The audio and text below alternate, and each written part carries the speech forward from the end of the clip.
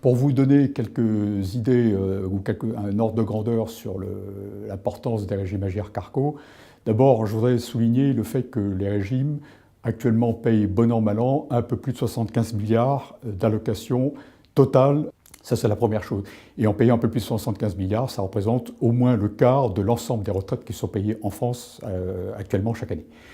Deuxième type d'informations qui peuvent être utiles pour comprendre un peu la taille des régimes, c'est qu'en termes de population, en ce moment, on a à peu près 18 millions de cotisants actifs, salariés, et un peu plus de 12 millions de retraités. Et ajoutons à ça d'ailleurs on pourrait ajouter d'ailleurs qu'on a 1,6 million d'entreprises qui payent des cotisations et 2,5 millions de particuliers employeurs.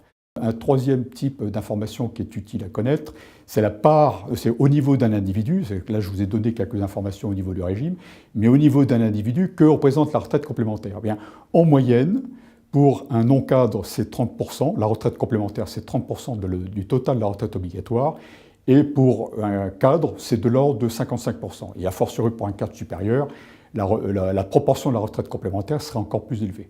Une dernière chose, juste pour souligner le poids de l'Agirc-Arrco dans l'économie française, c'est qu'on peut dire que, grosso modo, à peu près pour chaque génération de Français, il y a à peu près 95% de la population qui a des droits à un moment donné à un autre de sa carrière dans l'Agirc-Arrco.